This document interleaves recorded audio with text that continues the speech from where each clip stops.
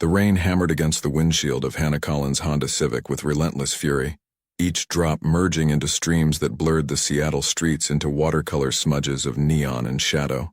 Her wipers worked overtime, their rhythmic squeak punctuating the exhaustion that settled deep into her bones. 27 years old, and some nights she felt twice that age. Hannah gripped the steering wheel tighter, her knuckles pale against the worn leather cover she'd added 2 years ago, when the original had cracked. The digital clock on her dashboard read 11:47 p.m., glowing an aggressive green that seemed to mock her fatigue. Another 12-hour shift at Seattle General Hospital completed. Another day of holding hands, monitoring vitals, administering medications, and offering comfort to people whose names she'd remember long after they forgot hers. That was the reality of being a nurse. You became a temporary angel in people's worst moments, then faded into memory as they healed and moved on with their lives. The streets of Seattle's industrial district stretched before her, largely abandoned at this hour. Hannah had taken this route home for 3 years now, ever since she'd moved into her small apartment in Capitol Hill. It shaved off 10 minutes compared to the highway, and those 10 minutes mattered when all she wanted was to collapse into bed and silence the alarm that would scream at her in exactly 6.5 hours. Her headlights carved through the darkness, illuminating the skeletal frames of warehouses and shipping facilities that lined this forgotten corridor of the city. Rain pooled in potholes, reflecting streetlights like scattered coins. The radio hummed quietly, some late-night talk show host discussing the upcoming mayoral election, but Hannah wasn't listening. Her mind replayed the evening's cases. Mrs. Patterson's vitals finally stabilizing after her cardiac episode, little Timothy Chen's terrified eyes as she'd prepared his IV line, the teenager who'd come in after a car accident, crying for his mother.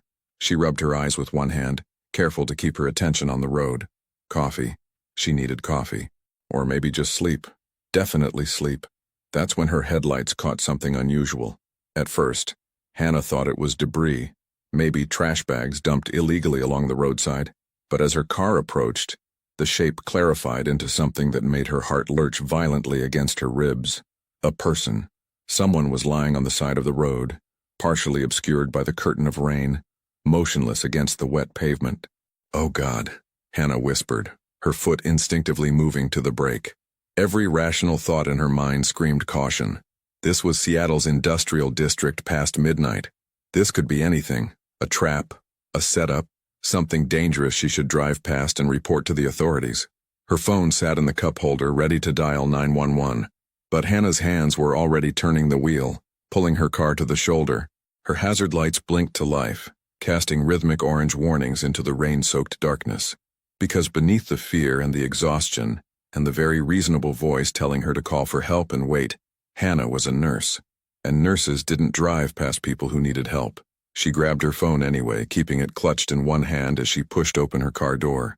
The rain immediately assaulted her, soaking through her scrubs within seconds. The cold shocked her system awake, washing away the fog of fatigue. "Hello?" Hannah called out, her voice nearly lost in the storm. "Can you hear me?" No response. She approached carefully, every muscle tensed, ready to run back to her car if this situation turned dangerous. The figure lay face down, one arm extended as if reaching for something. Dark clothes, completely soaked. Male, she thought, based on the build. Broad shoulders, tall frame. Hannah knelt beside him, rain streaming down her face, and gently touched his shoulder. "Sir, can you hear me?" A groan, soft, pained, but alive. Relief and renewed concern flooded through her simultaneously. She carefully rolled him onto his back, and her breath caught. Even unconscious, even with rain streaming down his face and blood, there was definitely blood staining his shirt. The man was striking. Strong jawline, dark hair plastered to his forehead, maybe mid-30s.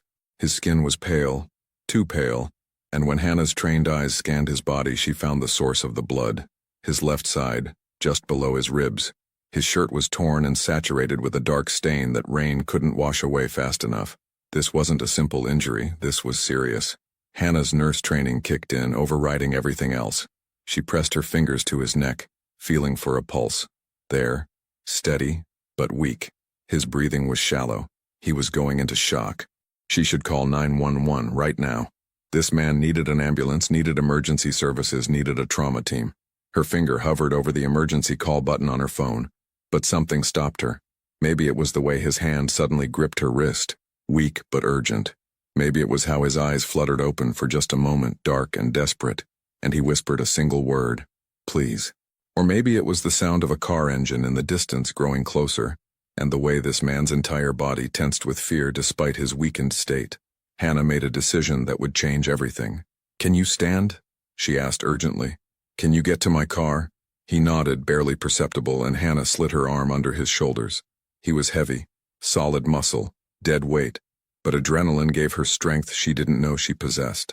Together they staggered toward her Honda, rain pounding down on them, his blood smearing against her already ruined scrubs. She practically poured him into her back seat, his head lolling against the door. No time for seatbelts. Hannah slammed the door, raced around to the driver's side, and threw the car into gear. Her tires spun briefly on the wet pavement before catching, and she accelerated away from the scene, just as headlights appeared in her rearview mirror. A dark SUV moving slowly, searchingly. Hannah's heart hammered. What had she just done? She took a sharp turn onto a side street, then another, weaving through the industrial maze until she was confident no one was following. Only then did she allow herself to glance in the rearview mirror at her unexpected passenger. He was still conscious, barely, his hand pressed against his wounded side, his jaw clenched against obvious pain. "Stay with me," Hannah said, surprised by the steadiness in her voice. "I'm taking you somewhere safe, just stay awake." "Who?" His voice was rough, strained. "Who are you?" "Someone who apparently can't mind her own business," Hannah replied, taking another turn toward Capitol Hill. "I'm a nurse, you're injured. That's all that matters right now." He didn't respond, but she saw him nod slightly in the mirror. The drive to her apartment building took 15 minutes that felt like 15 hours. Hannah kept checking the mirror, watching for the SUV, but the streets remained clear. Rain continued its assault, and somewhere distant, thunder rumbled a warning she was too committed to heed.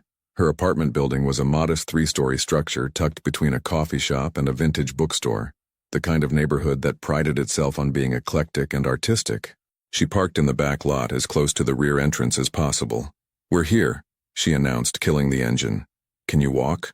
"Have to," he muttered, and she heard him moving, struggling. Hannah grabbed her purse and phone, then opened his door. Together they repeated the awkward dance from the roadside, his arm over her shoulders, her arm around his waist, both of them soaked and shivering as they stumbled toward the building. The back entrance, thank God, was deserted. Hannah's apartment was on the second floor and the elevator was broken. Of course it was. So they tackled the stairs one agonizing step at a time. By the time they reached her door, both were breathing hard, and the man's weight had increased as his strength faded. Hannah's hands shook as she unlocked her door and they tumbled inside together, barely maintaining balance. She kicked the door closed and guided him toward her couch, a second-hand sofa she'd bought from IKEA 4 years ago, already worn but comfortable. He collapsed onto it with a pained exhale, his eyes closing. "No," Hannah said sharply, turning on lights, flooding her small apartment with brightness. "Stay awake. You might have a concussion." Eyes open. His eyes cracked open, and for the first time, she saw their color, dark brown, almost black, with flecks of amber that caught the light. Even clouded with pain, they were intense, assessing. "Bossy," he murmured. "Occupational hazard," Hannah replied, already moving toward her bathroom. "Don't move. Don't you dare pass out on me." Her apartment was small but organized, a reflection of her personality. Living room and kitchen blended into one modest space, a hallway leading to her bedroom and bathroom.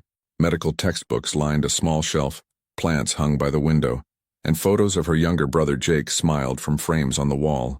This stranger was now bleeding on her couch, and somehow, that seemed perfectly normal in this surreal moment. Hannah grabbed her personal first aid kit, more extensive than most people's thanks to her profession, and returned to find him still conscious, still watching her with those intense eyes. "I need to see the injury," she said, setting the kit on her coffee table. "Your shirt needs to come off." He nodded, reaching for the buttons, but his hands fumbled weakly. Without hesitation, Hannah brushed his hands aside and unbuttoned his shirt herself, professional detachment firmly in place. Except it wavered slightly when she pushed the fabric aside. The man was built like someone who took physical fitness seriously.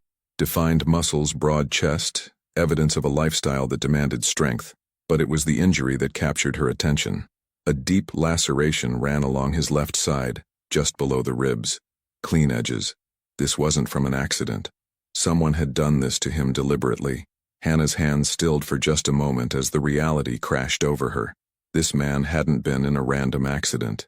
Someone had hurt him. Badly. And she had brought him into her home. "I know what you're thinking," he said quietly, and she met his gaze. "You're wondering what kind of trouble you've gotten yourself into." The thought crossed my mind, Hannah admitted, reaching for antiseptic. "This is going to hurt." "Can't hurt worse than getting it," he replied, and there was dark humor in his voice. Hannah cleaned the wound with practiced efficiency, noting its depth. He needed stitches. It was too deep for butterfly bandages alone. Fortunately, she kept supplies from her hospital's discontinued materials, sutures included. "You should be in a hospital," she said as she threaded the needle. "Can't. That's not a medical recommendation. It's reality." Hannah began stitching, her movements precise despite the surreal circumstances. He tensed but didn't cry out, his jaw clenched, fingers gripping the couch cushion. "What's your name?" Hannah asked, partly to distract him, partly because she realized she was performing emergency medicine on a complete stranger in her apartment. He was quiet for a long moment. "Alex." "Okay, Alex. I'm Hannah." She pulled another stitch through. "Want to tell me how you ended up on the side of the road with an injury like this? Wrong place, wrong time." "That's a convenient non-answer. It's the only one I can give you." Hannah finished the stitches, 12 in total, and applied bandaging. She checked his other vitals. Pupils equal and reactive. No signs of head trauma beyond a bruise forming on his temple, breathing improving now that the immediate crisis had passed. "You're lucky," she said, sitting back on her heels. "Few inches to the right and this would have been much worse." "Luck," Alex repeated, as if tasting an unfamiliar word. "Is that what we're calling it?" Hannah stood disposing of bloody materials in a plastic bag she'd seal and take out tomorrow. Her scrubs were ruined, stained with rain and blood. Her practical side mourned the loss. Scrubs were expensive. "You should rest," she told him, avoiding his probing gaze. "I'll get you water and something for the pain. Standard over-the-counter stuff, it's all I have here." "You've done enough," Alex said, and there was something in his voice. Gratitude mixed with regret. "More than enough. More than you should have." "Well, I did it anyway," Hannah replied, moving to her kitchen. "So now you're stuck being my patient for the night." She filled a glass with water and shook out 2 tablets from a bottle of standard pain relief medication, returning to find Alex attempting to sit up straighter. He winced but managed it, accepting the water and medication with a nod of thanks. "Where will you go?" Hannah asked. "In the morning, I mean. You obviously can't stay here indefinitely, but you also can't exactly go running around Seattle with fresh stitches." Alex studied her, and Hannah felt the weight of that gaze.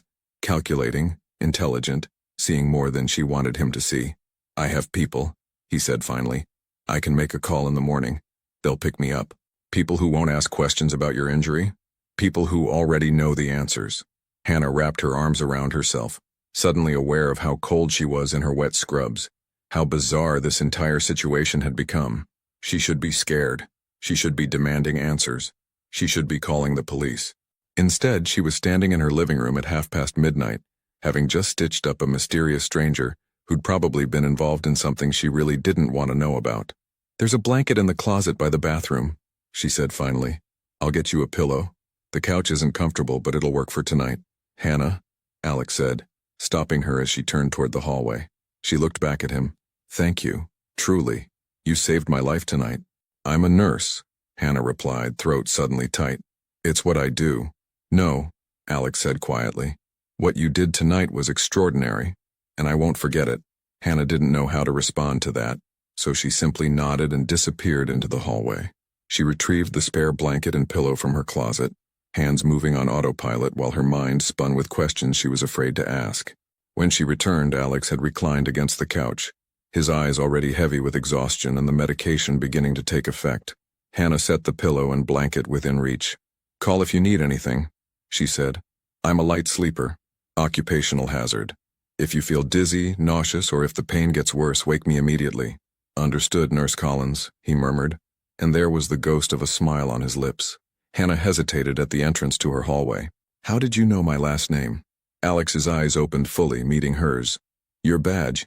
It's clipped to your scrubs." She glanced down. He was right. Her hospital ID badge still hung from her pocket, her full name and photo clearly visible. Of course. Nothing mysterious about that. Right, she said, feeling foolish. Good night, Alex. Good night, Hannah. She retreated to her bedroom, closing the door but not locking it. What would be the point now? Her reflection in the bathroom mirror looked like something from a medical drama. Hair plastered to her head, mascara smudged beneath her eyes, blood staining her scrubs. Hannah peeled off the ruined clothes, showered quickly under water as hot as she could stand, and changed into soft pajamas. But sleep, when she finally crawled into bed, didn't come easily. She lay in the darkness listening to the rain continue its assault on her windows and tried to process the evening. Who was Alex really? What had happened to him? And what would happen in the morning when he called his people? More importantly, had anyone seen her take him? That SUV on the road, had it been looking for him? Questions spiraled, but exhaustion eventually won. Hannah's eyes grew heavy. Her breathing slowed and she drifted into an uneasy sleep populated by dreams of dark eyes and blood-stained rain. Somewhere in the apartment, Alex lay awake despite the pain medication, his hand resting over Hannah's careful stitchwork. His phone, waterlogged but functional, sat in his pocket. He should call Marcus. He should activate emergency protocols. He should ensure his people knew he was alive. But for now, in this small apartment that smelled like lavender and belonging, Alex simply existed in the strange peace of being somewhere the violence couldn't reach. At least not yet. He studied the photos on Hannah's wall. A young man, clearly her brother based on the resemblance, his graduation photo prominent. No pictures of parents, no romantic partner, just her and the brother, and shelves of medical books that spoke of dedication and sacrifice. This woman had saved him without knowing who he was, without asking for anything in return, despite obvious danger. Alex closed his eyes, but sleep remained elusive, because he knew something Hannah didn't yet understand, something that would become clear in the harsh light of morning. By helping him tonight, by bringing him into her home and healing his wounds, Hannah Collins had painted a target on her own back. The Volkov family didn't forgive witnesses. They didn't leave loose ends. And Alex had just made this compassionate, dedicated nurse into the newest piece on a very dangerous chessboard. He would protect her. That was decided the moment she'd knelt beside him in the rain. But protection came at a cost, and Alex wasn't sure Hannah would want to pay it when she understood what being connected to him truly meant. The rain continued its percussion against the windows, and somewhere in the city, people who wanted Alexander Romano eliminated were realizing they'd lost his trail. They'd be looking, searching, and eventually, they'd find connections they could exploit. Alex's hand tightened into a fist against his injured side. He'd been careless tonight, desperate, and that desperation had drawn an innocent person into his world. He would fix this. He had to. But as the medication finally pulled him toward unconscious rest, Alex's last thought was of Hannah's eyes, green and concerned, looking at him like he was a person rather than a monster. It had been a very long time since anyone had looked at Alexander Romano that way. Morning came too quickly. Hannah's alarm shrieked at 6:30, dragging her from dreams she couldn't quite remember, but left her with a sense of unease. She slapped at her phone until blessed silence returned, then lay in bed, staring at her ceiling. For a moment she wondered if last night had been an elaborate, stress-induced hallucination. Maybe she'd dreamed the whole thing. The man in the rain, the injury, bringing a stranger into her apartment. Then she heard movement in her living room. Hannah sat up, heart immediately racing. Right. Not a dream. Very, very real. She climbed out of bed, running fingers through her tangled hair, and padded barefoot to her bedroom door. Taking a breath, she opened it. The living room was empty. The blanket lay folded neatly on the couch, pillow placed precisely on top. The first aid kit had been packed away and returned to the coffee table. Everything was tidy, orderly, as if no one had been there at all, except for the faint smell of antiseptic that still lingered. And the note. Hannah saw it immediately. A piece of paper from her own notepad placed carefully on her kitchen counter, weighted down by her coffee mug so it wouldn't blow away. With trembling hands, she picked it up. The handwriting was strong, precise, each letter formed with deliberate care. Hannah, you saved my life last night. There aren't adequate words to express my gratitude, but please know it runs deeper than I can properly convey. I've left money in the envelope beneath this note, for your ruined scrubs, your medical supplies, and your time. Please accept it.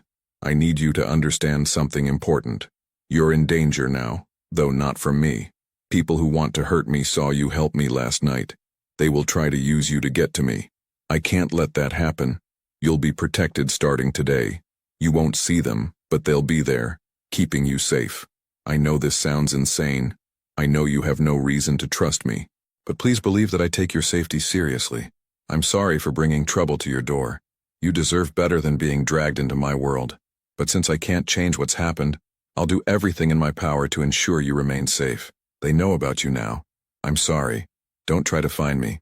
Don't ask questions. Just live your life, and know that you're being watched over. A.R. Hannah read the note 3 times, her hands shaking more with each pass. Danger. Protected. Watched over. What had she done? She noticed the envelope beneath where the note had been. Thick. Heavy. With numb fingers, Hannah opened it. Cash. $100 bills neatly stacked. She counted quickly. $5,000. Oh my God, Hannah whispered. This wasn't payment for medical supplies. This was... She didn't know what this was. She stumbled to her window, pulling aside the curtain to look down at the street. Morning light filtered through lingering rain clouds, casting everything in shades of gray. Capitol Hill was waking up, the coffee shop below opening its doors, early commuters walking past. And there, parked across the street where it definitely hadn't been yesterday, sat a black SUV. Dark windows, engine running, exhaust visible in the cool morning air. Just sitting there, watching. Hannah dropped the curtain, her heart pounding against her ribs so hard it hurt. What had she gotten herself into? Who was Alex really? And what did AR stand for? She looked at the note again, at the money, at her tidy apartment that showed no evidence of the night's chaos except for her bag of bloody medical waste that she needed to dispose of carefully. You're in danger now. They know about you now. Hannah pressed her hand against her mouth, fighting down panic that threatened to rise like bile. She was a nurse. She helped people. That's all she'd done. Helped someone who was hurt. How had that turned into this? But even as fear gripped her, another feeling stirred beneath it. Curiosity. And something else. A strange sense that last night had been a turning point. That her life had split into before and after the moment she'd pulled over in that rain-soaked industrial district. Hannah Collins had always played by the rules, had always colored inside the lines, had always done exactly what was expected of her. And now she was standing in her apartment with $5,000 in cash, a mysterious note, and a black SUV watching her building. She should call the police. That was the rational choice. Hannah picked up her phone, pulled up the keypad, and stared at the emergency numbers. Her finger hovered, but she didn't press call. Instead, she set the phone down, took a shaky breath, and made herself coffee. Because she had another 12-hour shift starting at noon, and the world didn't stop spinning just because everything had changed. As she measured coffee grounds with trembling hands, Hannah glanced once more at the note. A.R. Who are you, Alex? She whispered to her empty apartment. Outside, the SUV continued its vigil, and somewhere in Seattle, Alexander Romano was making arrangements to protect a woman who'd shown him kindness when she had no reason to. The pieces were moving into place. The game had begun, and Hannah Collins didn't even know she was playing yet. The hospital cafeteria hummed with its usual lunchtime chaos, doctors arguing about treatment protocols, nurses swapping shift stories, administrative staff complaining about insurance paperwork. Hannah sat alone at a corner table, her turkey sandwich untouched, her coffee growing cold. 5 days had passed since that rainy night. 5 days of hypervigilance, of checking over her shoulder, of seeing threats in every shadow. The black SUV remained her constant companion. Different vehicles now. She'd noticed that on day 3. Sometimes a dark sedan, sometimes a gray truck, once even a motorcycle that maintained careful distance. But always there, always watching. Hannah had tried to convince herself she was imagining things, that the stress and lack of sleep were making her paranoid. But every morning when she left her apartment, there they were. Every evening when she returned home, they followed at a discreet distance. Whoever Alex, A.R., whoever he really was, he'd been serious about protection. Earth to Hannah. A voice interrupted her spiraling thoughts. Maria Rodriguez slid into the seat across from her, her own lunch tray clattering against the table.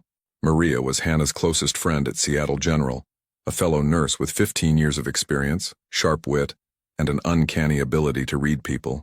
You've been staring at that sandwich for 10 minutes, Maria continued, her dark eyes concerned. You feeling okay? You're not getting sick, are you? Because if you are, you need to go home. We can't afford to be short-staffed this week. I'm fine, Hannah said automatically, picking up her sandwich to prove the point. She took a bite she didn't taste. "You're a terrible liar," Maria observed, stealing a chip from Hannah's plate. "You've been weird all week, distracted, jumping at shadows. What's going on?" Hannah wanted to tell her. God, she wanted to tell someone. But what would she even say? "Oh, I picked up a mysterious injured stranger last night, brought him to my apartment, stitched him up, and now I'm being followed by people in black cars who are apparently protecting me from other dangerous people I didn't know existed." Yeah, that would go over well. "Just tired," Hannah said instead. "Jake's been stressing about his finals, calling me at weird hours. You know how he gets." It wasn't entirely a lie. Her younger brother had called twice this week, though Hannah had been too distracted to give him her full attention. Guilt added itself to the growing collection of uncomfortable emotions she'd been carrying. Maria studied her for a long moment, clearly not buying it but also knowing when to let something drop. "Well, whatever it is, you need to take care of yourself. You're no good to your patients if you're running on empty." "Yes, Mom," Hannah replied with a weak smile. "I'm serious, Chica. You've got that look, the one people get when they're carrying something heavy and trying to pretend it weighs nothing." Maria stood, gathering her tray. "I'm here if you need to talk. About anything. No judgment." "I know," Hannah said, and meant it. "Thank you." After Maria left, Hannah forced herself to finish her sandwich. She had 3 more hours left in her shift, and she needed to focus. Her patients deserved her full attention, not this fractured version of herself that kept looking at exits and analyzing strangers' faces for signs of threat. The afternoon passed in a blur of routine tasks, checking vitals, administering medications, updating charts, offering comfort. Hannah moved through it all with practiced efficiency, but her mind remained elsewhere. At 4:30, during a rare quiet moment at the nurse's station, Hannah made a decision. She pulled out her phone and opened a search browser. Her fingers hovered over the keys, hesitating. This was probably a bad idea. Alex, AR, had specifically told her not to ask questions, not to try to find him. But Hannah had never been good at accepting things without understanding them. She typed carefully, "AR Seattle Organized Crime." The results that loaded made her stomach drop. Alexander Romano, age 35, alleged head of the Romano crime family, one of Seattle's oldest and most influential organized networks. Multiple investigations, no convictions. Suspected involvement in various illegal operations, though nothing had ever been proven in court. Hannah's hands shook as she scrolled through article after article. Photos showed a man in expensive suits entering courthouses, always surrounded by lawyers. Even in the grainy newspaper images, she recognized him. The strong jawline, the intense eyes, the commanding presence. The man she'd stitched up on her couch was a crime boss. She'd brought a crime boss into her apartment. Hannah set her phone down, feeling like the floor had dropped out from beneath her. What had she been thinking? How had she not realized? Except, she had realized, hadn't she? Some part of her had known from the moment she saw that injury that Alex wasn't an innocent victim of random violence. She'd known and helped him anyway. Nurse Collins? Hannah jumped, nearly dropping her phone. Dr. Patterson stood at the nurse's station, chart in hand, eyebrow raised at her startled reaction. "Sorry," Hannah said quickly, pocketing her phone. "Yes, Dr. Patterson? Mrs. Chen in 304 is requesting pain medication. Can you handle that?" "Of course." Right away, Hannah escaped gratefully into the familiar routine of patient care, but the knowledge she'd uncovered sat in her chest like a stone. Alexander Romano, Mafia boss, the man whose blood had stained her couch, whose pain she'd eased, who'd looked at her with gratitude and something else she hadn't been able to identify. Danger. The word from his note took on new, terrifying dimensions. Hannah's shift ended at 7. She gathered her things from her locker, her movements mechanical, her mind still processing. The parking garage where hospital staff parked stretched beneath the building, concrete and fluorescent lights and the echo of footsteps. She'd parked on level 3 this morning, and now Hannah walked toward her Honda with her keys already in hand, her senses on high alert in a way they'd never been before that rainy night. The garage was mostly empty at this hour, the day shift having left, the night shift not yet arrived in force. Hannah's footsteps echoed too loudly. A door slammed somewhere in the distance, making her flinch. She was halfway to her car when she noticed him, a man standing near the concrete pillar closest to her Honda, tall, wearing a dark jacket, hands in his pockets, just standing there, watching. Hannah's heart rate spiked. Was this one of Alex's people? Or someone else? She slowed her pace, trying to decide whether to turn around and go back inside. But that felt ridiculous. She was in a hospital parking garage, not a dark alley, and she couldn't live her life in fear every time she saw a stranger. Hannah straightened her spine and continued walking, grip tightening on her keys. She'd position them between her fingers if needed, the way her mother had taught her years ago. The man pushed off from the pillar as she approached. He was older than she'd initially thought, maybe 50, with graying hair and a face that had seen its share of hard living. "Hannah Collins?" he said, and his voice was rough, like gravel. Hannah stopped walking, every muscle tensed. "Who's asking?" "Someone with a message for you." He took a step closer, and Hannah took a matching step back. "About the man you helped last week, Alexander Romano." "I don't know what you're talking about," Hannah said, though her racing heart called her a liar. The man smiled, and it wasn't friendly. "Pretty nurse picks up injured man on the side of the road, takes him home, patches him up. That man happens to be Alexander Romano, who certain people have been looking for." Another step closer. "Those certain people are very interested in talking to you, Miss Collins." Hannah's thumb found her phone in her pocket, ready to call for help. "I'm in a hospital. There are security cameras everywhere, whatever you're thinking of doing. I'm not going to hurt you," the man interrupted, holding up his hands in a gesture of peace that didn't match the threat in his eyes. "I'm just delivering a message. You've become interesting to some powerful people who don't like Alexander Romano very much." "I have no connection to anyone," Hannah said firmly, though her voice shook slightly. "I helped someone who was hurt. That's all." "That's all," the man echoed mockingly. "Honey, you picked a side the moment you took him home, and now—" He didn't finish the sentence, because suddenly he was looking past Hannah, his expression shifting from threatening to wary. Hannah risked a glance over her shoulder and saw another man approaching. Younger, built like a fighter, moving with purpose and barely contained violence. "Time for you to leave," the newcomer said, his voice calm but carrying an unmistakable edge of danger. The gray-haired man's jaw tightened. "This isn't over." "Yeah, it is. Walk away now, while you still can." For a long moment the two men stared at each other, some silent communication passing between them that Hannah didn't understand. Then the gray-haired man smiled that unpleasant smile again, nodded once to Hannah, and walked toward the garage exit. Hannah stood frozen, her heart hammering, as the younger man turned to face her.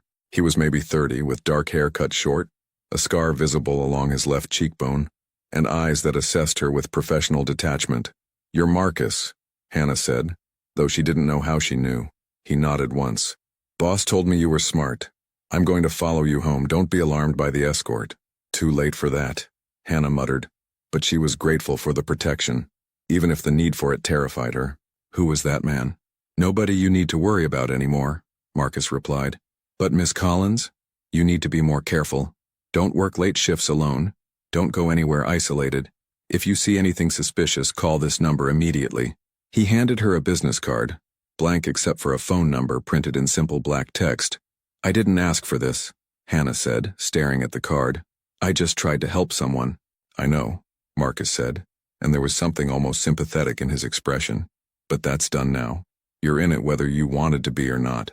Best thing you can do is stay smart and stay safe." He walked her to her car, waited while she got in and locked the doors, then headed toward a motorcycle parked 2 spaces away. True to his word, he followed her all the way home, maintaining a careful distance but always visible in her rearview mirror. Hannah's hands shook the entire drive. Her apartment felt different now, less like a sanctuary and more like a cage. Hannah locked the door, engaged the deadbolt, and stood in her living room trying to steady her breathing. This was insane. This entire situation was completely insane. She looked at the business card Marcus had given her, at the phone number that represented a direct line to people who existed in a world she'd only seen in movies. Hannah had always been practical, logical, someone who made careful decisions and thought through consequences. But that night in the rain, she'd acted on instinct and emotion, and now she was paying the price. Her phone rang, making her jump. Jake's name flashed on the screen. "Hey," Hannah answered, grateful for the distraction of normalcy. "Hey yourself," her brother's voice came through, young and energetic. "You sound weird. Everything okay?" "Long shift," Hannah said, which was true enough. "How are finals going?" "Brutal, but I'm surviving. Actually, I was thinking about coming home this weekend. Haven't seen you in a month and I'm feeling guilty about only calling when I need something." Panic flared in Hannah's chest. No.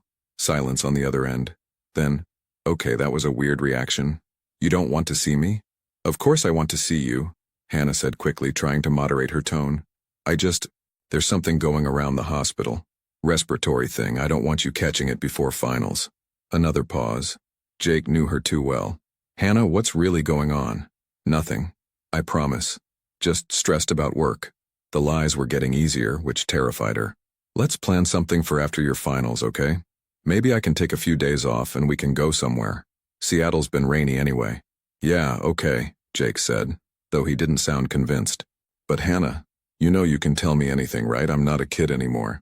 I know, Hannah said softly. I love you, Jake. Love you too, weirdo. Get some sleep. After they hung up, Hannah sat on her couch, the same couch where Alex had bled and recovered, and let herself feel the full weight of her situation. She couldn't tell Jake, couldn't risk him getting involved, getting curious, getting hurt, which meant she was alone in this. Except she wasn't, was she? She had Marcus, and whoever else was watching. Alex's people keeping her safe from threats she was just beginning to understand existed. Hannah pulled out her laptop and did something she knew was probably foolish. She searched for more information about Alexander Romano. Articles spanning 15 years told a story of a family legacy. Romano's uncle, Vincent Romano, had been a prominent figure in Seattle's underworld before his passing 5 years ago. Alexander had taken over the family operations at 30, and by all accounts had been ruthlessly efficient at consolidating power. But there were other stories too. Donations to children's hospitals, anonymous but traced back to Romano shell companies. Protection of certain neighborhoods from more violent criminal elements. A code of conduct that, while still illegal, seemed to operate on some twisted sense of honor. Hannah read about investigations that went nowhere, witnesses who disappeared or recanted statements, federal prosecutors who could never quite make their cases stick. Alexander Romano was either very lucky or very careful, probably both. The more she read, the more complex the picture became. This wasn't a simple story of good versus bad. This was gray areas and moral ambiguity and choices made in impossible circumstances. Finally, exhausted and overwhelmed, Hannah closed her laptop and prepared for bed. But sleep came fitfully, interrupted by dreams of parking garages and threatening smiles and dark eyes that promised protection she wasn't sure she wanted. The next 3 days followed a similar pattern. Hannah went to work, stayed hyper-aware of her surroundings, and tried to maintain some semblance of normalcy. Marcus or others from his team, she'd spotted at least 3 different people rotating surveillance, remained her constant shadows. The envelope of money sat in her drawer, untouched. Hannah couldn't bring herself to spend it, couldn't decide if keeping it made her complicit in something she didn't want to examine too closely. On the 8th day since that rainy night, something changed. Hannah was restocking supplies in the pediatric wing, her favorite rotation despite how emotionally challenging it could be. When her phone buzzed with an unfamiliar number, she almost didn't answer, but something made her step into an empty supply room and accept the call. Miss Collins. The voice was smooth, cultured, unmistakably Alex. I hope I'm not interrupting. Hannah's heart lurched. She hadn't heard his voice since that night, though he'd been a constant presence in her thoughts. You're calling me, she said, which was stating the obvious, but her brain had apparently short-circuited. You said not to try to find you. I said you shouldn't try to find me. I didn't say I wouldn't contact you. There was a hint of amusement in his tone. How are you? How am I? Hannah repeated incredulously. I'm being followed everywhere. A man confronted me in a parking garage. I found out you're... She lowered her voice. I know who you are now. Alexander Romano. Ah, he said quietly. You researched. Of course I researched. You left me a note saying I was in danger. What did you expect? Fair point. A pause. I'm sorry, Hannah, for all of it. You deserve better than being dragged into this. Then why did you call? Hannah asked, surprised by the anger in her voice. To apologize? To check that your protection detail is doing their job? What do you want from me? I wanted to hear your voice, Alex said simply. I wanted to know you were okay. Beyond the reports Marcus gives me. Something in Hannah's chest twisted at that admission. I'm fine. Terrified and confused, but fine. You handled the situation with Pavel well. In the parking garage. Pavel, Hannah repeated. The man who threatened me has a name. Had. He's been dealt with. Hannah didn't want to know what dealt with meant in Alexander Romano's world. Your man Marcus scared him off. Marcus is good at his job. Another pause, and when Alex spoke again, his voice had softened. I know this is overwhelming. I know you didn't ask for any of this, but I need you to trust that I'm doing everything I can to keep you safe. Why? Hannah asked. Why does my safety matter so much to you? You don't know me. You saved my life, Alex replied. In my world, that creates a debt, an obligation. But beyond that, he trailed off, seeming to search for words. You could have driven past me that night. Most people would have, but you didn't. You helped someone despite the risk, despite having every reason not to. That means something. Hannah closed her eyes, leaning against the supply room wall. I'm a nurse. Helping people is what I do. You're more than your profession, Alex said quietly. You're someone who sees a person in need and acts. That's rare, especially in my experience. Your experience with people who want to hurt you, Hannah countered. Yes. The honesty in that single word hit harder than elaborate explanations would have. This was Alex's reality. Violence and threat, and people who saw him as either an asset or an enemy. Never just a person. I should go, Hannah said, though she found herself reluctant to end the call. I'm at work. Of course, Hannah. His voice stopped her before she could disconnect. If you need anything, if you're scared or confused or just need to talk to someone who understands what you're dealing with, use the number Marcus gave you, day or night. Okay, Hannah whispered. And Hannah, thank you, for that night, for everything.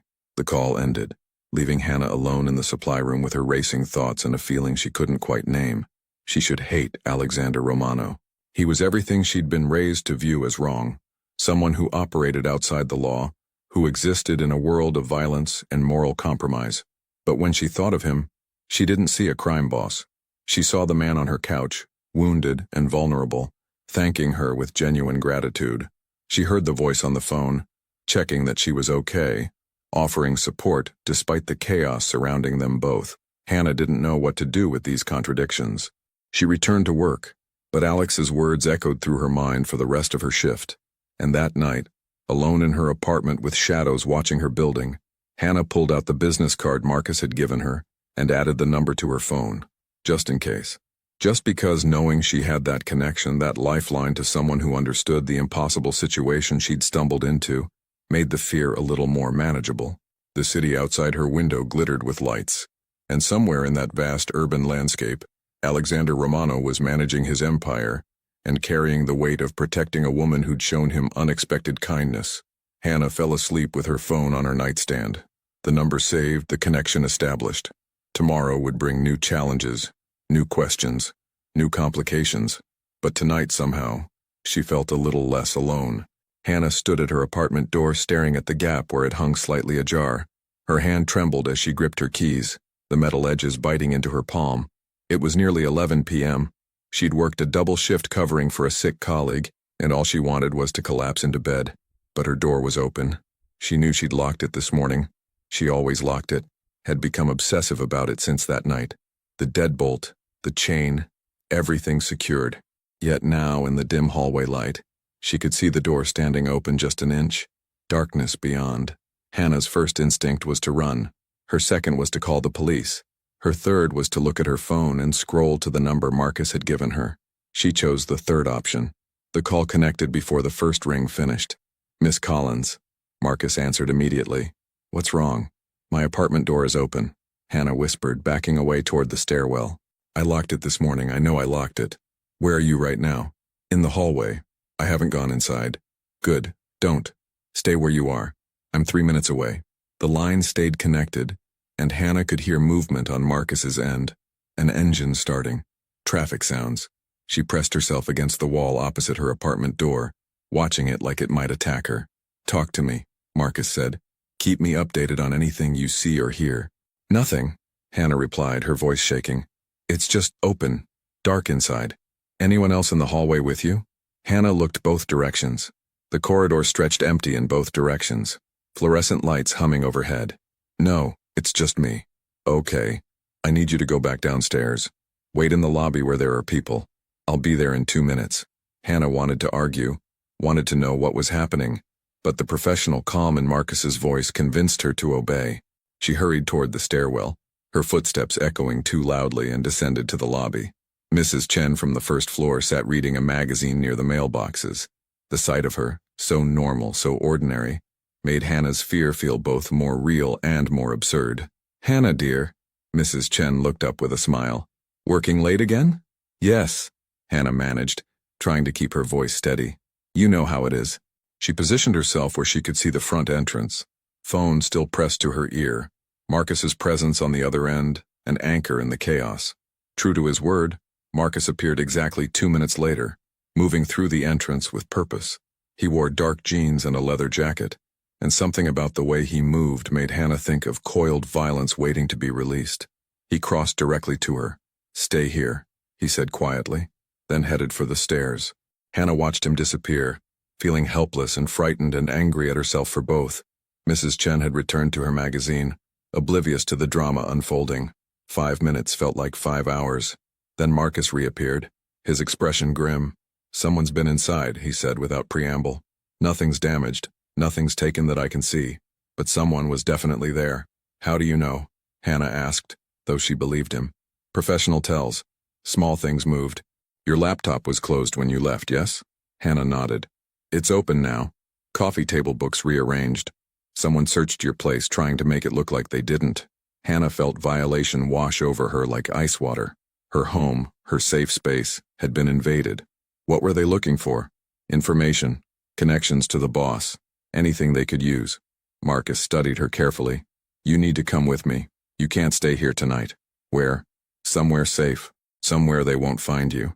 Hannah's mind raced. This was insane. This was her life spiraling completely out of her control. But what choice did she have? "Let me pack a bag," she said. Marcus shook his head. "We'll get you whatever you need. Right now we leave. Now." The firmness in his voice left no room for argument.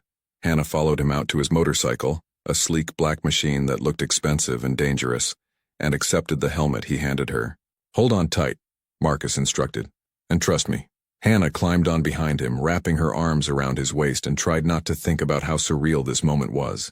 10 days ago, she'd been living a normal, predictable life. Now she was fleeing her own apartment on the back of a motorcycle driven by a man who worked for a crime boss. They drove through Seattle's nighttime streets, the city lights blurring past. Marcus took several turns that seemed designed to confuse any potential followers, doubling back and changing directions until Hannah lost all sense of where they were headed.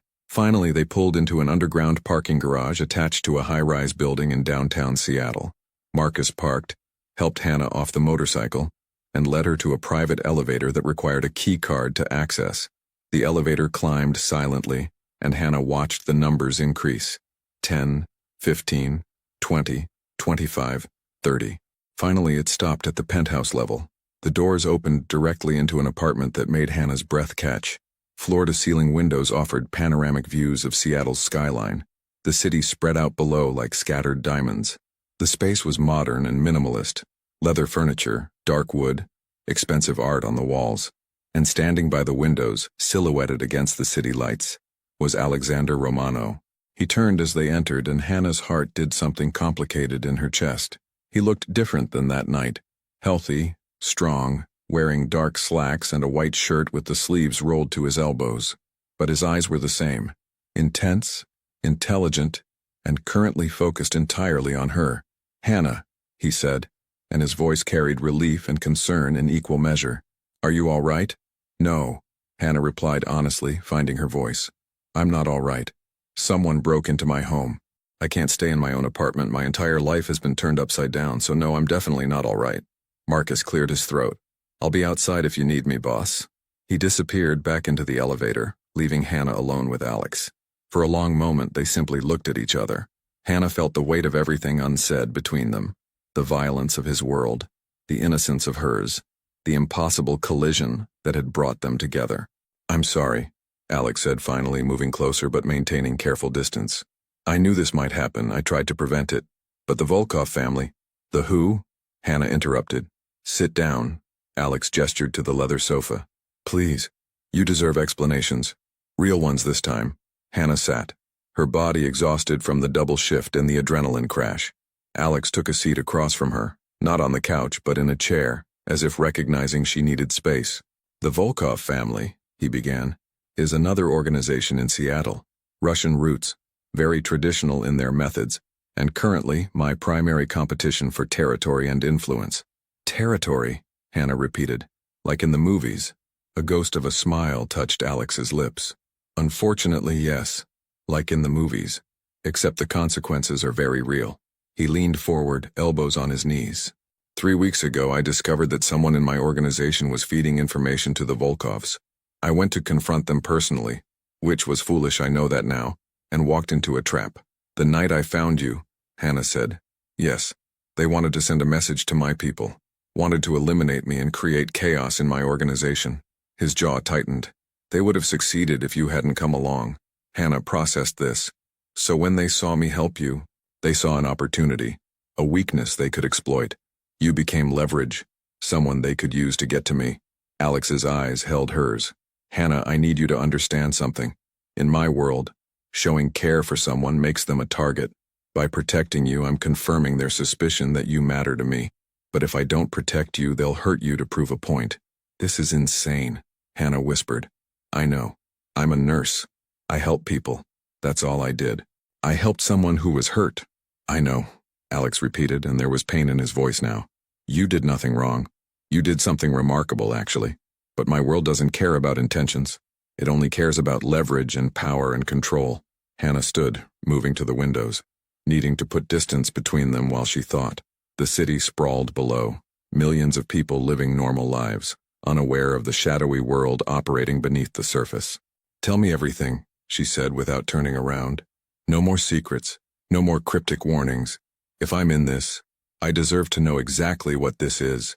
She heard Alex stand, heard him approach until he stood beside her at the window, both of them looking out at Seattle's glittering landscape. My uncle raised me, Alex began, his voice quiet. Vincent Romano. My parents passed when I was 15. Car accident. Nothing suspicious, just terrible timing. Vincent took me in, gave me a home, and eventually brought me into the family business. The business being organized crime, Hannah said. Yes. By the time I understood what that really meant, I was already too deep to walk away. Vincent was good to me, treated me like a son, and when he passed 5 years ago, leadership fell to me. Alex's reflection in the window showed strain. I've tried to change things, move the family toward legitimate operations, reduce the violence, establish codes of conduct, but change is slow, and there are people, like the Volkovs, who see any attempt at reform as weakness. So you're trapped, Hannah said, finally understanding. In a life you didn't entirely choose, trying to make the best of impossible circumstances. That's a generous interpretation. Is it wrong? Alex was quiet for a moment. No, it's not wrong. But it doesn't absolve me of responsibility for the choices I've made, the things I've done. Hannah turned to face him. The man who threatened me in the parking garage. Marcus said he was dealt with. What does that mean? It means he won't threaten you again, Alex replied carefully. Did you have him? Hannah couldn't finish the sentence. No, Alex said firmly. Pavel works for the Volkovs. He was warned, strongly, to stay away from you. He made the smart choice to listen. Hannah studied his face, trying to read truth in his expression. I don't know if I believe you. I wouldn't lie to you, Hannah. Not about this. Alex held her gaze. I won't pretend my world isn't violent. It is. People get hurt. Lines get crossed. But I have rules, and one of them is that innocent people don't become collateral damage if I can prevent it. And you get to decide who's innocent? No. That's the problem, isn't it? I'm making judgment calls that affect people's lives, and I have no right to that power. But someone has to make those calls in my position, and I try to make them as ethically as possible within an inherently unethical system. The honesty in his words struck Hannah. He wasn't justifying his choices or pretending they were right. He was acknowledging the moral complexity, the impossible compromises. Why are you telling me all this? Hannah asked. Because you deserve to know what you're caught up in, and because... Alex hesitated, seeming to struggle with the words. Because I've never met anyone like you. Someone who looked at me that night and saw a person in pain, not a criminal or a boss or a tool to be used, just someone who needed help. That's rare in my experience. Precious even. Hannah's heart beat faster. Alex, I know this is complicated. I know you probably hate me for dragging you into this mess. But I need you to believe that keeping you safe is my priority. Whatever it takes. How long? Hannah asked. How long do I have to live like this? Looking over my shoulder? Afraid to go home? Hiding in your penthouse? I'm working on a solution, Alex said. The FBI has been investigating the Volkovs for years. I've been in quiet negotiations with them, offering information in exchange for immunity for certain members of my organization, myself included. If I can help them build a case against the Volkovs, if I can remove that threat entirely, then I'm safe, Hannah finished. Then everyone's safer, including you. Hannah moved back to the couch, suddenly exhausted. This is too much. I can't process all of this. Alex joined her, maintaining respectful distance. You can stay here as long as you need. The guest room is yours. Marcus and others will provide security. You're safe here. I promise you that. Safe, Hannah repeated. I don't even know what that word means anymore. They sat in silence for a while, the weight of revelation settling between them. Finally, Hannah spoke again. That night, she said softly, when I was stitching you up, you watched me the whole time. I remember thinking you were analyzing me, figuring out what kind of person I was. I was, Alex admitted, and I was thinking that if I survived, I needed to make sure you were protected. Even then, before I knew you were someone worth protecting. Hannah turned to look at him. Why? Because you represent everything my world tries to destroy: compassion, selflessness, genuine goodness. And I've spent enough time in darkness to recognize light when I see it. The words hung between them, heavy with meaning Hannah wasn't ready to examine. She felt drawn to him in ways that terrified her.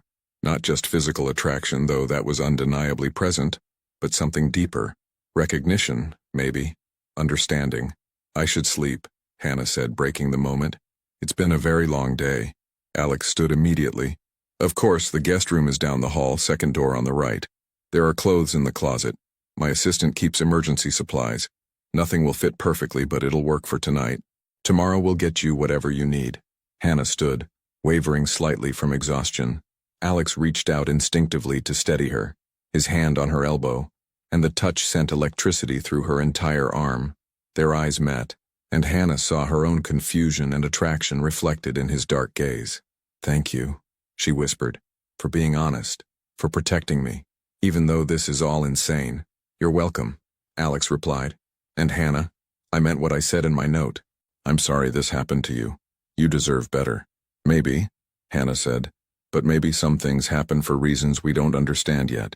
She left him standing by the windows and found the guest room, a beautiful space with soft bedding and that same incredible city view. Clothes in the closet as promised. Toiletries in the bathroom.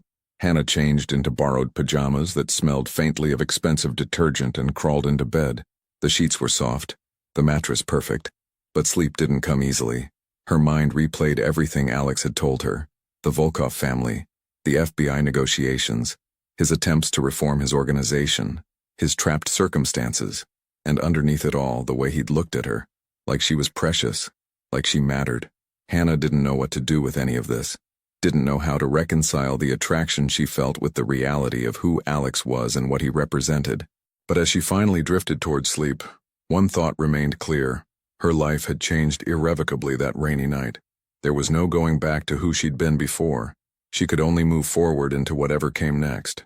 Outside her door, in the main living space, Alex stood at the windows and made phone calls into the night, coordinating protection, planning strategy, and trying to find a way to end this situation that wouldn't destroy the woman sleeping in his guest room. A woman who'd saved him and in doing so had somehow saved something else, a part of himself he'd thought long dead, the part that still believed in goodness. 1 week had passed since Hannah moved into Alex's penthouse. 7 days of strange normalcy in the most abnormal circumstances. She still went to work. Marcus drove her every morning in a nondescript sedan, waited in the parking garage, then drove her back each evening. Her coworkers had stopped asking questions after she'd explained she was having car trouble and getting rides from a friend. The lie came easier than it should have. Tonight, Hannah stood in Alex's kitchen making coffee, wearing one of the tailored outfits his assistant had provided. The clothes fit perfectly now. Someone had clearly taken her measurements without asking. Another reminder of how completely her life had been taken over. "You're up late," Alex's voice came from behind her. Hannah turned to find him emerging from his office, tie loosened, looking exhausted. It was nearly midnight and she'd been unable to sleep. "Couldn't stop thinking," she admitted, pouring a second cup of coffee. "Want some?" "Please." They stood in the kitchen together, the city glowing beyond the windows, and Hannah felt the tension that had been building between them all week. The accidental touches when they passed in the hallway, the lingering glances over morning coffee, the awareness that hummed between them constantly. "Agent Chen contacted me today," Alex said quietly. "The FBI. They're ready to move against the Volkovs. They have enough evidence, but they want my testimony to seal the case." Hannah's heart leaped. "That's good news, isn't it? That means this could be over? Maybe.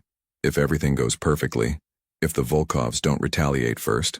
Alex set down his coffee cup, moving closer. "Hannah, there's something I need to tell you. Something that changes things." "What?" "Your brother, Jake. The Volkovs found out about him. They know he's your weakness." Fear crashed through Hannah like ice water. No, Alex. You promised he wouldn't be involved." "I know. I'm sorry. My people are already moving to protect him. Marcus is driving to his campus tonight. But Hannah, we need to tell him the truth. He needs to understand the danger." Hannah's hands shook. "This is my fault. I brought this to him by helping you."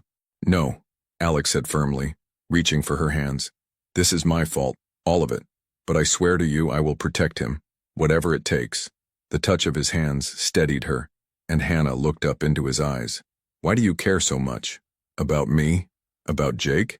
We're nothing to you." "You're not nothing," Alex said, his voice rough with emotion. "You're everything that's good in a world that tried to make me forget goodness exists.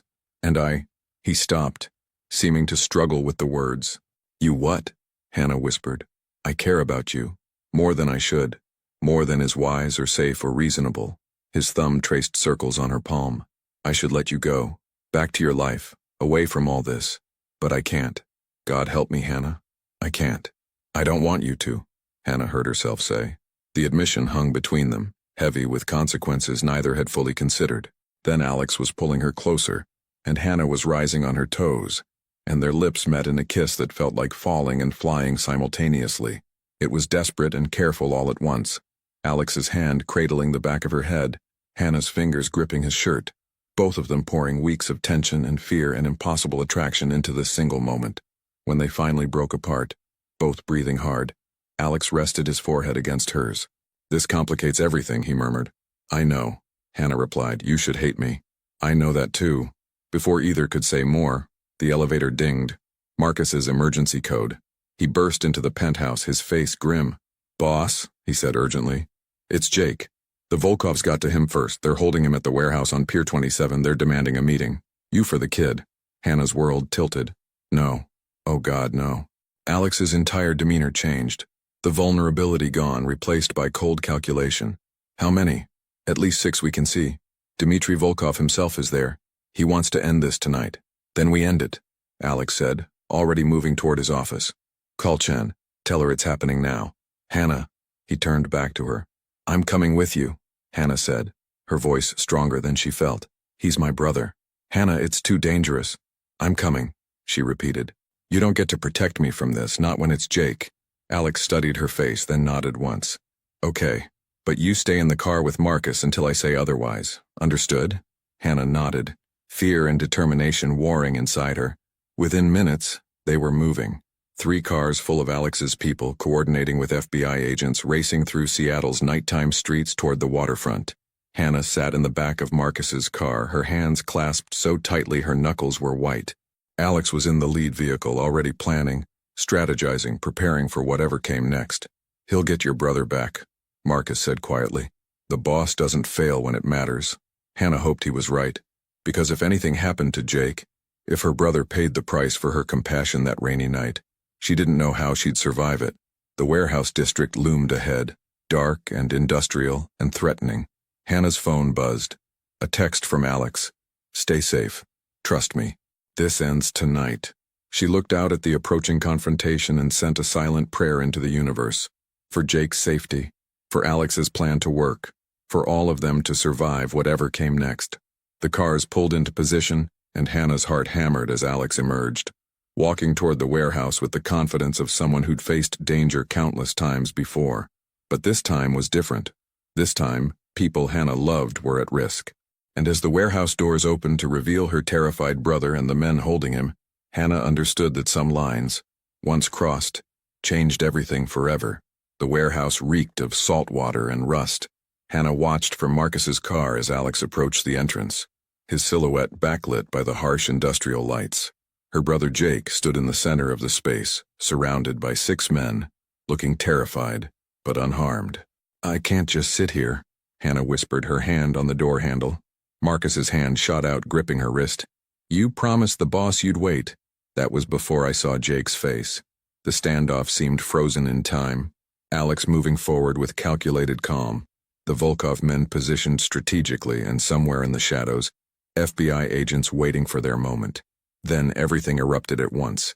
Dmitry Volkov stepped into the light, older than Hannah expected, with silver hair and cold eyes.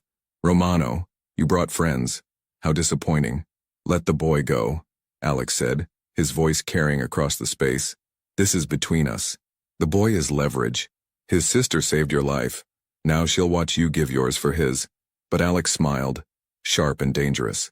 "Actually, Dmitry, you're surrounded. Federal agents have this building locked down. It's over." "FBI!" The shout came from multiple directions as agents flooded in, weapons drawn, cutting off escape routes. Chaos exploded. Hannah saw one of Volkov's men grab Jake, saw her brother struggle, saw Alex move with surprising speed toward them. Gunfire cracked. Sharp, terrifying reports that made Hannah scream. Marcus was already moving, pulling Hannah from the car despite her protests, using his body as a shield as they advanced toward the warehouse. Through the confusion, Hannah saw Alex reach Jake, saw him push her brother toward safety. Then she saw Alex stumble, his hand pressing against his side, the same side she'd stitched weeks ago. "No!" Hannah broke free from Marcus, running toward Alex with every ounce of her nurse training overriding her fear. The FBI had Volkov and his men on the ground, the immediate danger neutralized, but Alex was bleeding, sinking to his knees. Hannah reached him, her hands immediately assessing the injury. "You opened your stitches, Alex, stay with me." "Jake," he managed. "Is Jake—" "I'm okay." Her brother appeared, shaken but safe, his eyes wide as he took in the scene. "Hannah, what is happening?" "Later," Hannah said, already applying pressure to Alex's wound. "Marcus, I need the first aid kit from the car now." The next 30 minutes blurred into controlled chaos. Hannah worked on Alex with steady hands while FBI agents processed the scene and paramedics arrived. She refused to let them take over, her training and her connection to this man making her the best person for the job. "You're going to be fine," she told Alex, meeting his eyes. "I didn't save you that night just to lose you now." "Bossy nurse," he murmured, and despite everything he smiled. The ambulance ride to Seattle General felt surreal. Hannah holding Alex's hand, Jake sitting across from them in shock, and Marcus following in his car. In the emergency room, Hannah's co-workers stared as she accompanied the patient into the treatment area, but she ignored their questions. She assisted the trauma surgeon, providing critical information about Alex's previous injury, and stayed by his side through every moment. Hours later, Alex rested in a private room, sedated but stable. Hannah sat in the chair beside his bed, exhausted and emotionally drained. Jake had been checked out, given a statement to the FBI, and now sat on the window ledge processing everything. "So," Jake said finally, "you've been living with a mob boss who you saved from bleeding out on the side of the road, and the Russian Mafia kidnapped me because of it. Did I get that right?" Hannah couldn't help but laugh, slightly hysterical but genuine. "That's basically it, yes. You're insane, you know that." "I know." Jake studied her for a long moment, then looked at Alex's unconscious form. "He took a hit protecting me, reopened his injury getting me to safety." "He did," Hannah confirmed quietly. "So maybe he's not completely terrible." "No," Hannah agreed. "Maybe not." Agent Chen appeared in the doorway, her expression satisfied. "The Volkovs are going away for a long time. Mr. Romano's testimony, combined with our evidence, sealed multiple cases. He's kept his end of our agreement." She looked at Hannah. "You're safe now, both of you. The threat is eliminated." Relief washed through Hannah so powerfully she nearly wept. "Thank you." After Chen left, Jake stood. "I'm going to find some terrible hospital coffee and give you 2 privacy. When he wakes up, tell him thanks for saving my life." "I will," Hannah promised. Alone with Alex, Hannah took his hand, careful of the IV line, and allowed herself to feel everything she'd been holding back. Fear, relief, love. Yes, love, impossible and complicated and undeniable. "You're going to have to stop getting injured," she whispered. "I'm running out of thread to stitch you with." 3 months later, Hannah smiled as Alex's car pulled up outside Seattle General. right on schedule. No bodyguards visible, though she suspected Marcus wasn't far away. Alex had been transitioning the family business toward legitimate operations, working with authorities, building something new from the ashes of his uncle's empire. It was slow work, complicated and sometimes frustrating, but Alex approached it with the same determination he brought to everything else. "How was your shift?" he asked as Hannah slid into the passenger seat. "Long. Mrs. Patterson asked about you again. She still thinks you're too handsome to be real." "Mrs. Patterson has excellent taste." Hannah laughed, leaning over to kiss him, a simple gesture that still felt miraculous. "Dinner at that Italian place Jake recommended? Perfect." As they drove through Seattle's streets, Hannah reflected on how drastically her life had changed. Her apartment had been secured, upgraded with better locks and a security system Alex had insisted on. Jake had returned to college, though he called twice as often now, and Hannah had found herself building a life that included both her nursing career and her relationship with Alex. It wasn't simple. People judged when they learned about Alex's past. Her co-workers whispered. But Hannah had learned that life rarely fit into neat categories of right and wrong. Sometimes it was messy and complicated, and you had to choose what mattered most. That evening, over wine and pasta, Alex reached across the table to take Hannah's hand. "I have something for you," he said, producing a small box. Hannah's heart jumped. "Alex, it's not that," he said quickly, though his smile suggested he knew exactly what she'd been thinking. "Not yet, but this is important." Inside the box was a key. "It's to my apartment," Alex explained. "I want you there, not as someone hiding or being protected, but as someone who belongs there, with me." Hannah turned the key over in her palm, feeling its weight, understanding its symbolism. "This is a big step. I know, and if you're not ready, I'm ready," Hannah interrupted, meeting his eyes. "I've been ready for a while. I was just waiting for you to ask." Alex's smile was brilliant and genuine, so different from the guarded man she'd found bleeding in the rain. "So a nurse and a reformed criminal. What kind of story is that?" "The kind where she saved him twice," Hannah replied softly. "Once from his wounds, once from himself." They kissed across the table, ignoring the other diners, lost in their own world of second chances and impossible love.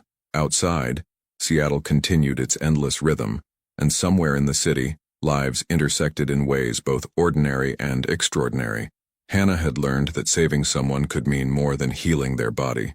Sometimes it meant helping them find their way back to being human. And sometimes, in the process of saving someone else, you saved yourself too.